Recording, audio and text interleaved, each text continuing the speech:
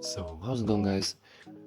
Well, what do you get if you crossbreed Left 4 Dead, Demon Souls, or any some sort of Souls-like game with some generic RPG like Skyrim, for instance? Well, you get this thing here. It's called Remnant 2. Actually, it's kind of a fun game because, as you can see from my last stream, I wasn't quite a fan of any sort of Souls. Like, I'm bad at it.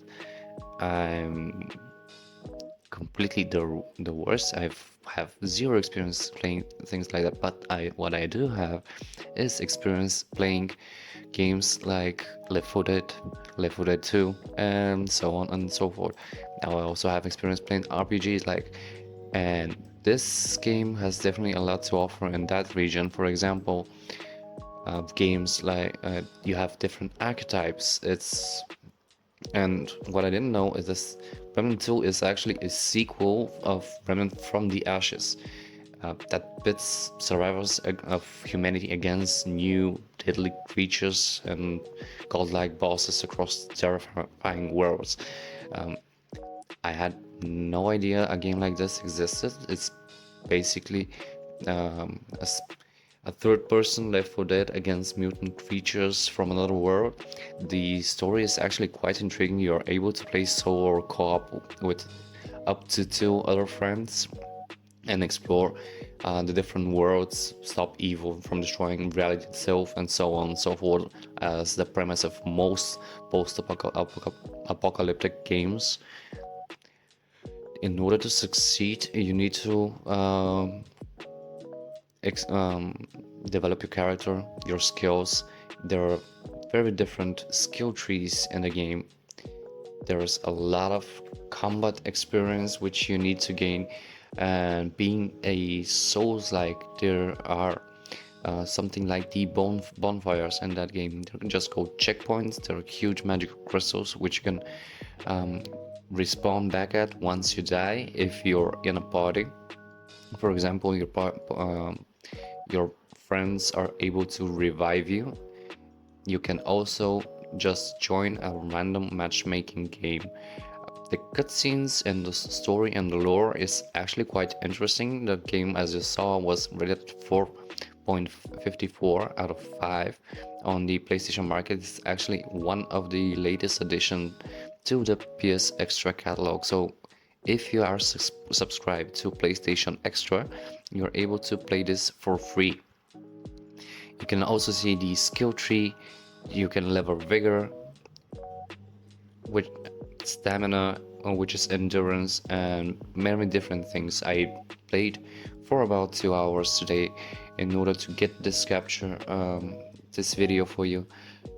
The settings don't go too much in depth, but it's definitely not lackluster as well. There is a very good mix of ranged fighting, melee fighting. There are also companions to one of the archetypes which you can choose. Apparently, I'm coming out from the achievement that you get. You get your first archetype, so I'm guessing that later on you'll be able to mix and match. Honestly, the game is very interesting. There's, as I said, a lot of story and lore behind it. I'm very keen on it. You're able to find books and talk to various different characters, most of which are very interesting. Actually, the secondary protagonist that you get at the beginning of the game when starting the story, honestly, she is, in my opinion, kind of very generic, not very personal, although your main character seems very attached to her. You also need to cooperate for simple tasks with the NPCs if you don't have any cooperators with you, just to open doors. There are a lot of different worlds which you can explore. That's how basically joining a game works like. The fighting is pretty simple. You have 2 weapons, normally 2 range weapons at least, one long gun and one pistol, the sidearm. The class which I chose, well, it was like a juggernaut style class. you receive a semi-automatic shotgun to it, and honestly, that's very fun. I feel that that will be one of the better classes which you can use uh, if you're playing solo, because you're able to also revive yourself once you're down at half HP, and then receive a buff to your armor and your a damage reduction. In the beginning, what reminded me of a Souls-like game is basically these missions which you come to, where you are basically supposed to die there. You get swarmed by some very small enemies. They're usually very easy to kill. You just one-shot them with your long gun. You're also able to melee them 2 times so they die. But you eventually get overwhelmed. I was wondering why I couldn't hit the enemy which was actually killing me. I was swinging my melee at it, but it simply wasn't dying, and then the cutscene started. I thought I maybe have died, and then remembered what sort of game this reminded me of, and that's why I'm letting that play out. Not to spoil anything, but I don't think this is exactly like the Souls, where you're able to just beat the first boss if you're really good at it. But still, the replayability of this game is definitely going to be very good. That's what it's also mentioned in the description of it, because the loot rewards which you gain, it's basically like a little shooter. You're able to receive modifications which you can add to your armor and weapons, which in turn can help you progress further, either in the story or basically just become better at the game. The playthroughs which you can do, you can also choose different classes like the medic or the hunter classes, or what I would think would be my second one is like the Beastmaster one, where you basically receive a dog which is able to help you, protect you.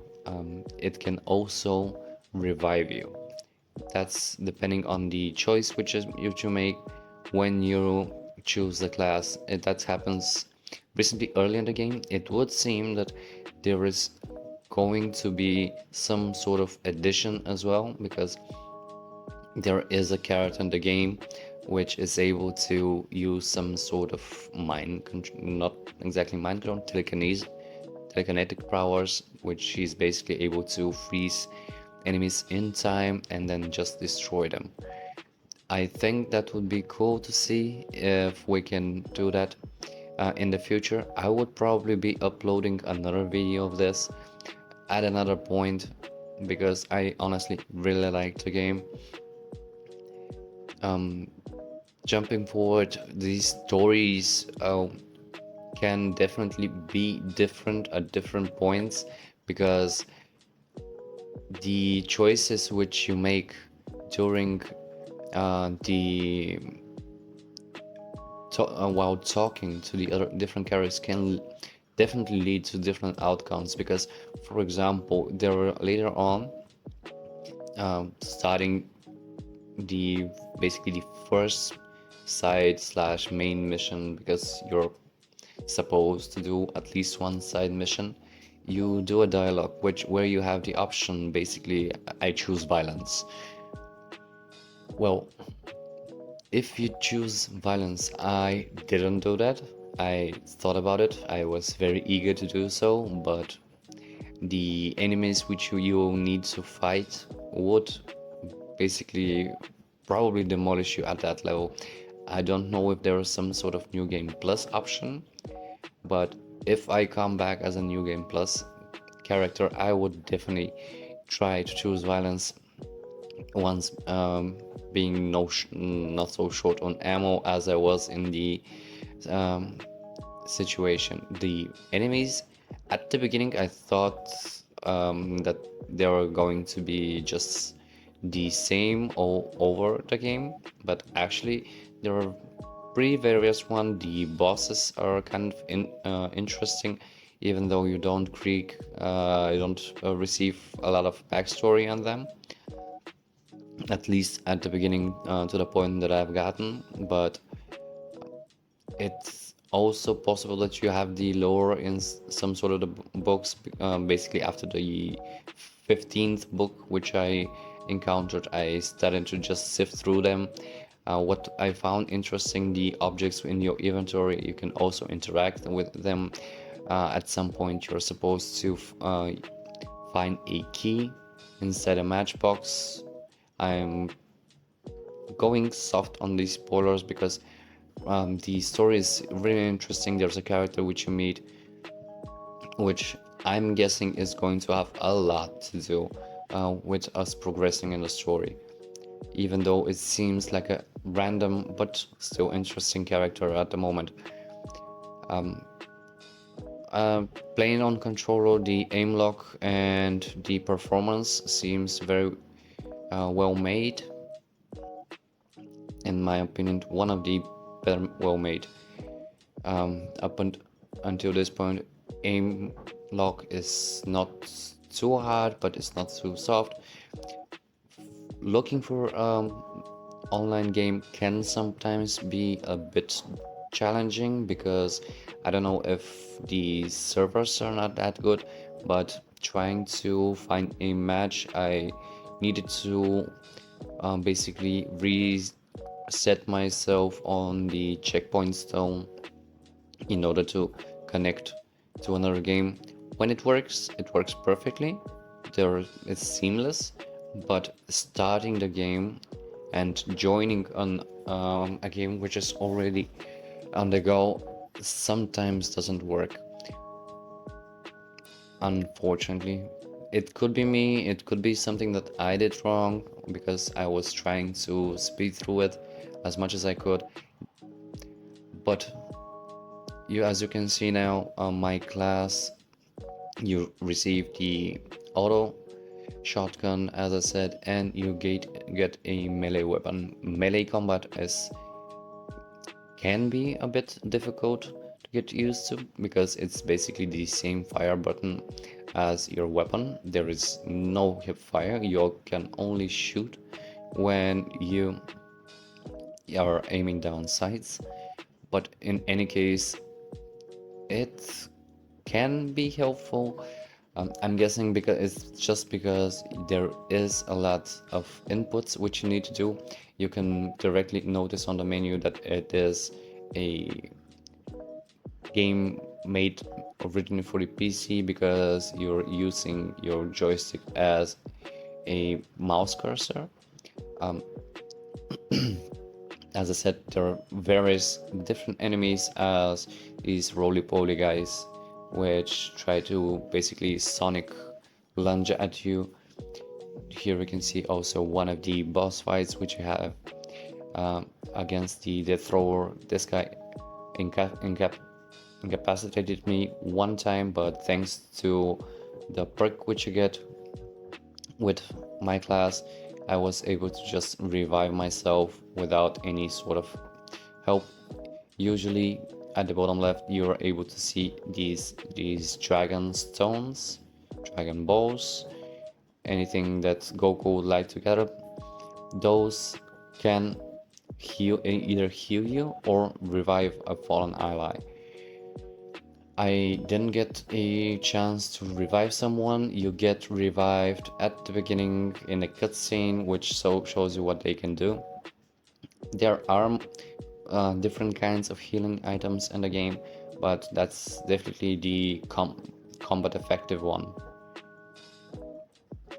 Bosses can be kind of difficult. This is not the first boss which you encounter, but I'm sure of it that if you are not ready for it, or you will see the death screen in any case already on the first boss. So thank you very much. Like and subscribe if you enjoyed. Till next time.